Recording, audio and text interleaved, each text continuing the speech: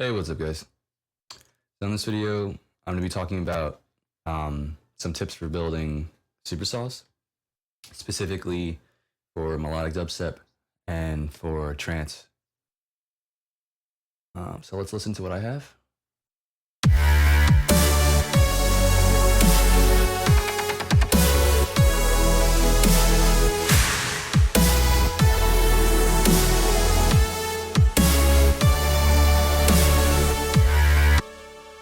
Yep, so this is basically a continuation of my melodic dubstep tutorial. It would be part 4. I'm going to include this project file in the description so you guys can kind of dissect more in depth how I created these things. So in part 2 of my video series, I talked about building these chords. So let's listen to the chords.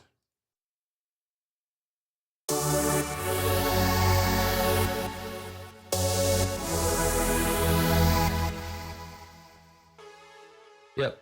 So the first thing you want to think about when you're building supersaw stacks is you want to make sure you're picking nice big chords. So again, if you haven't watched part 2, you can go back and watch part 2 and I talk about how to build chords. But basically what you want to do is you want to build kind of the voicing, which is like the notes of the chord. You want to have it nice and spread out. So I have from F2 all the way to an F, and then the rest of the 6th chord in A minor. And you can see all the rest of the chords also have 5 voices. They're spread out among several octaves, and this is what gives it that nice thick sound. The next thing you want to think about when you're building this type of sound is you want to think about like what your overall frequency spectrum looks like. So like stick a spectrum analyzer on your master bus. You can just use an EQ, and you want to make sure that you're filling up essentially the entire spectrum with sound with these supersaw chords. So every time you're adding a layer, you want to make sure that layer is doing something unique and is adding something that the other layers can't to part of the frequency spectrum. So to illustrate this, let's listen to each of the layers individually. Here's the first one.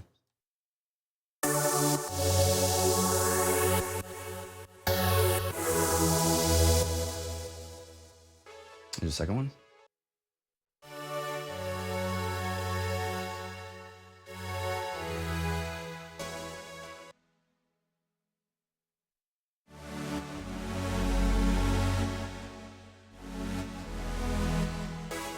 So all the layers kind of add something different to the overall quality of the stack. The other very important thing that I'll go into later is the mid bass and the sub. I'm going to go over these 3 layers first though. So the first layer I played, kind of its purpose is to kind of give the top end, and it really fills out like the upper mids and gives the white noise. So typically the way people like to approach the white noise of the supersaw stack is they'll either have only one synth that's really like getting that white noise area, or they'll kind of filter all of their layers and then add their own layer of just white noise. So you can try both methods, see which one you like. Not saying you can't stack up layers that have a lot of white noise, but it can get difficult to make it sound pleasing. It'll get kind of harsh. So let's look at this layer Inspire. Very simple, just a saw wave, 9 voices, some detune with all the way up. And you'll notice that this layer is very phasery.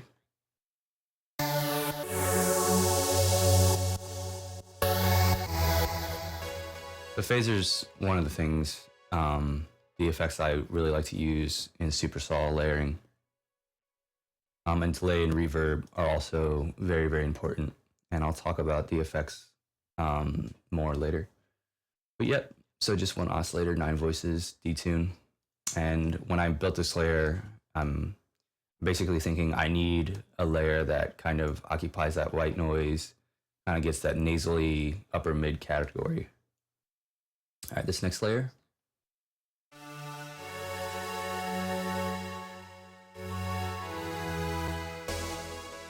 So this layer kind of occupies more of like the mids and the lower mids. And the other thing to think about when you're building supersaws layers is not only like the frequency that the layer should occupy, but it's also good to kind of use wavetables and waveforms that aren't necessarily saws. So this this patch has these vocal wavetables in Spire. There's also a saw in there, and this one. So try experimenting with different wavetables than necessarily saw, and yeah, and this also has phaser, chorus, delay, reverb, and a little bit of distortion. The next layer.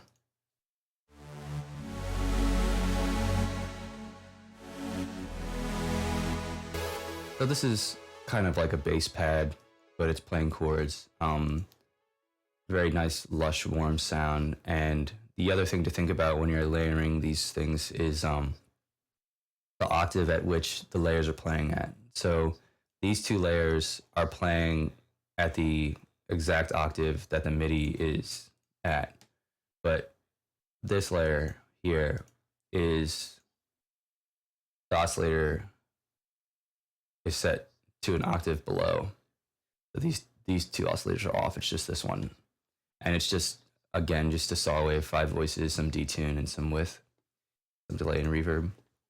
The important thing about this layer though is again that it's pitched down an octave. So when I built this particular layer, I was thinking like, how do I thicken up the low mids?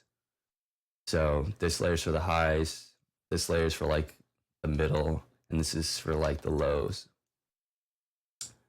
And then typically when I build my supersaws, I usually have some post-processing. In this instance, I didn't think I needed any, but you can experiment with phaser and chorus are nice. Ableton's phaser and chorus are nice. The other things you can experiment with is saturation. So tape saturation sounds nice. Some multiband tape saturation. Some imaging. Imaging sounds good. I really like it too. It's very nice for getting the warmth in the low mids. Compression. OTT is very good. OTT is a preset in Ableton. You can also go to Xver's website, and this is free. It's an emulation of this. It's nice for beginners because it only has basically 2 knobs, which are the amount and the time parameter. And this compressor's it's very noticeable what it does. It adds a very nasal quality and kind of like brings out the highs and adds a nice distortion. Sausage fattener, of course, makes things very much more louder.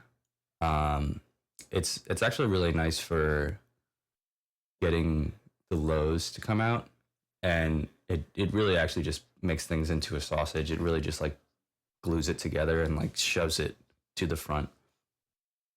I typically don't crank it up too high though.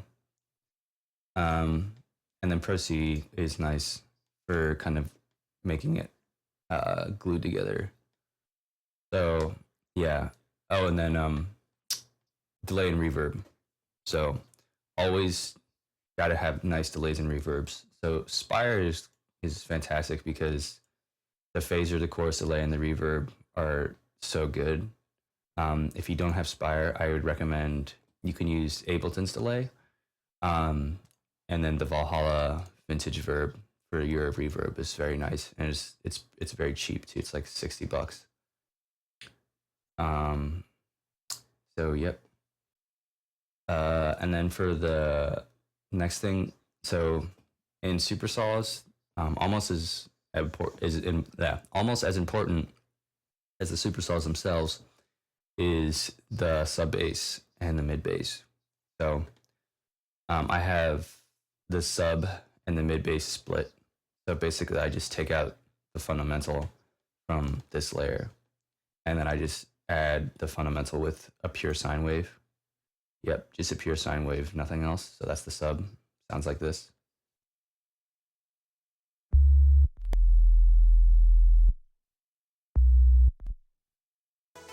Might not be able to hear that. And then the mid bass is just a saw.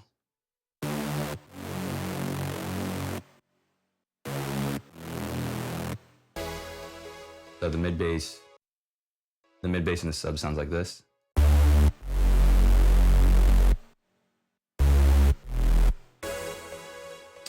Yep, so mid bass, let's see, saw, 9 voices, detune with halfway, a little bit of chorus, a little bit of reverb. It's okay to put imaging and delays and choruses on the mid bass. Typically, the sub you would usually keep in mono. But if you have like a Reese and like a Reese bass, like 2 voices, detune, saw, and like the fundamental is a little wide, I think that's okay. But typically I keep my sub kind of mono. And then in the mid bass you can experiment with more imaging.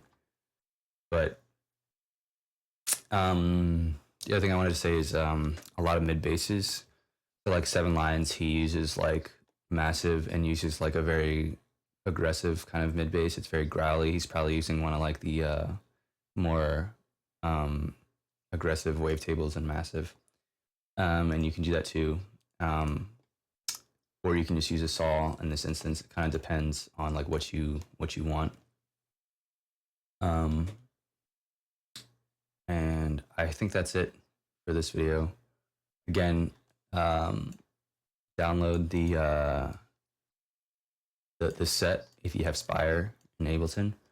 Hopefully it'll help you out. And thanks for watching, guys, and I'll see you later.